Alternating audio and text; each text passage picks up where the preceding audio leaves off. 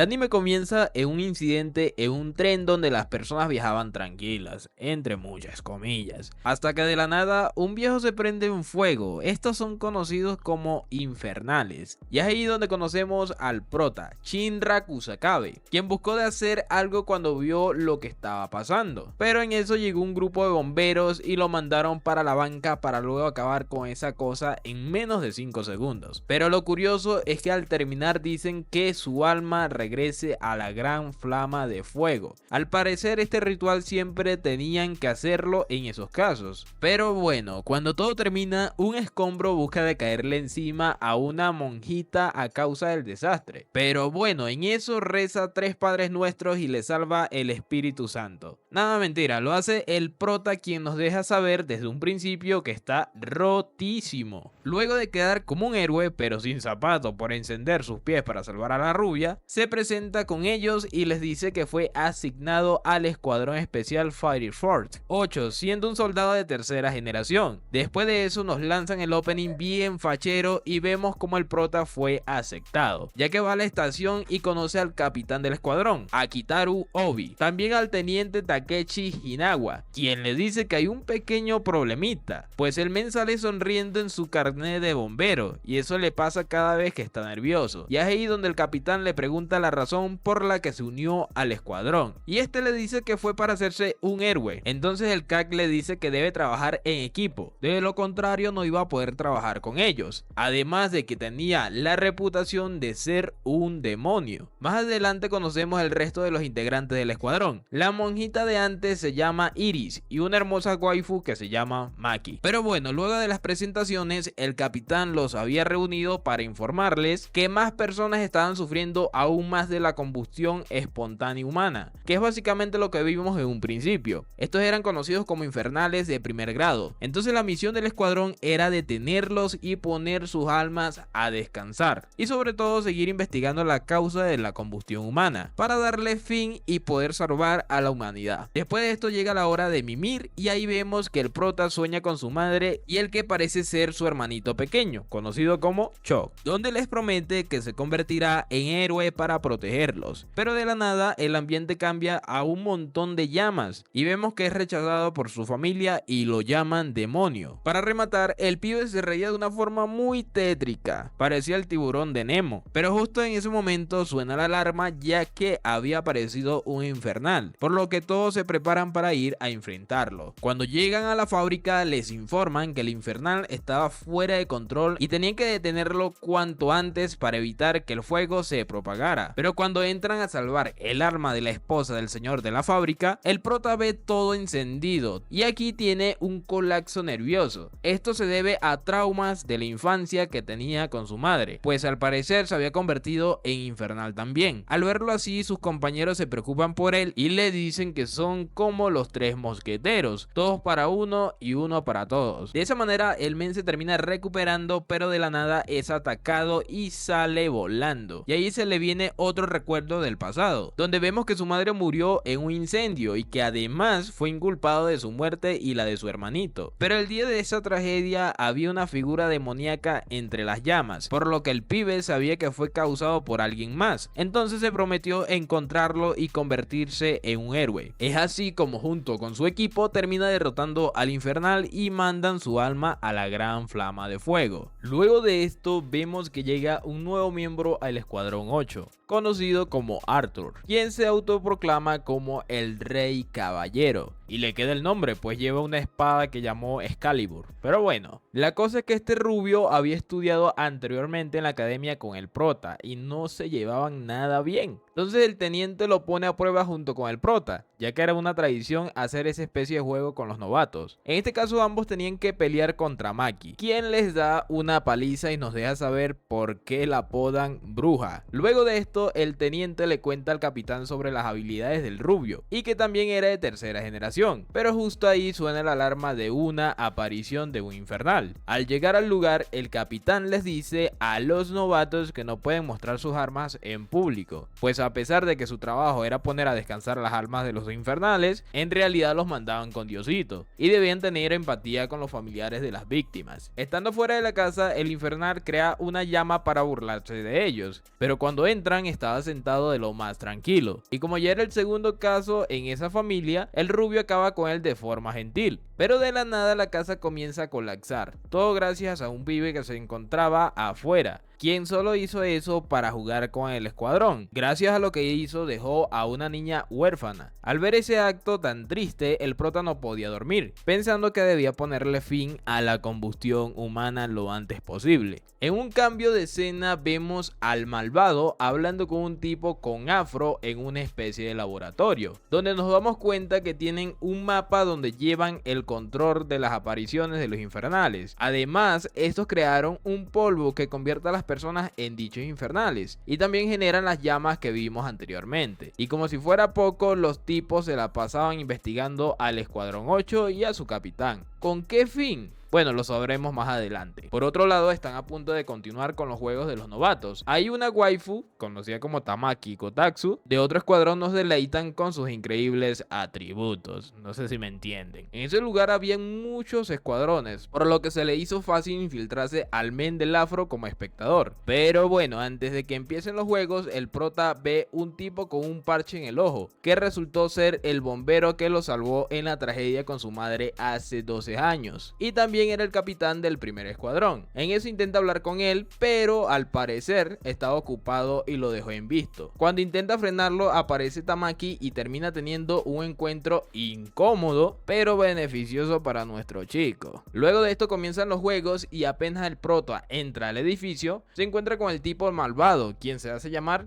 Joker. Postdata, es uno de mis personajes favoritos de este anime. Este había noqueado a los soldados que estaban encargados de supervisar los juegos, pues no quería que nadie se interpusiera en su encuentro contra Shinra. Justo ahí le dice que sabía la causa del incendio en el que falleció su madre y que su hermanito menor seguía con vida. Eso hace que el prota se moleste y comience una pelea contra él, pues quería saber toda la verdad y cuál era su objetivo. Como los guamazos se alargan, le da tiempo al rubio y a Tamaki para llegar a unirse al salseo. Ahí el Joker se ve acorralado y usa el polvo para explotar todo el edificio y poder escapar. Sin embargo, los tres hacen buen equipo y logran salir con vida, de una forma bien épica, a excepción del rubio que se lleva tremendo tortazo. Pero bueno, luego de esto el prota le cuenta lo que había sucedido a su capitán, y eso lo dejó con varias dudas cerca del escuadrón, ya que él se unió a la fuerza con la intención de hacer lo correcto. Pero bueno, de lo que dijo el Joker, pensaba que la Fire Force tenían secretos. Es ahí donde el CAC le dice que los escuadrones estaban conformados en 3 grupos, y uno de ellos era la industria Haijima, quien tenía todo el control de las armas que ellos usaban, y además gran información sobre la causa de la combustión humana. Dicha información era confidencial, pues cada grupo se guardaba las cosas para sí mismo, por lo que el capitán también dudaba de Fire Force. Sin embargo, estaba dispuesto a descubrir toda la verdad y salvar a la gente. Al día siguiente ven en las noticias en la TV y no menciona nada sobre el incidente que había ocurrido en los juegos, lo que hace que el CAC y Shinra estén más seguros que la Fire Force estaba ocultando algo. En eso llega el teniente y les dice que habían estudiado el polvo misterioso que usaba el Joker, el cual eran cenizas de los infernales. En un cambio de escenas vemos a un bombero llamado Setsuo Miyamoto, que estaba siendo acusado en un juicio. Esto era porque había asesinado a varias personas y repentinamente se convierte en un infernal, pero a diferencia de los demás, este tiene conciencia propia, y es así como pasa de ser acusado a ser juez. La noticia llega rápidamente al Escuadrón 8, por lo que se preparan rápidamente y van al lugar. Por otra parte, el rubio y el prota fueron a otra misión por órdenes de Maki, y como estaban cerca del lugar deciden adelantarse. Al llegar comienzan a pelear contra el infernal, pero cuando llega el resto del escuadrón se ve acorralado y se escapa volando, y como el prota es el único que puede volar, se va persiguiéndolo hasta llegar a otra ciudad, pues tenía que acabar con él antes de que comenzara a chamuscar a las personas. Y como el infernal aún tiene conciencia, se ve aterrado del poder del prota, y como todo todos los demás lo compara con un demonio. Pero era todo lo contrario, incluso nuestro chico se compadeció de su alma y por petición de él iba a esperar que llegara la monja para que hiciera la oración y pudiera descansar en paz. Sin embargo, el muy sucio intenta atacar apenas se descuide. Es ahí cuando Shinra se molesta y busca terminar la pelea, pero es interrumpido por la capitana del quinto escuadrón, que es conocida como la princesa Hibana. Esta le dice que se haría cargo del infernal, pero en realidad quería experimentar con él, y como el prota no estaba de acuerdo, la capitana lo detuvo junto con su escuadrón. Pero como el prota está bien roto, se libera fácilmente para entrar a madrazos contra todos. Pero en eso llega su capitán y lo detiene, ya que la capitana tenía un equipo de laboratorio que ellos no tenían,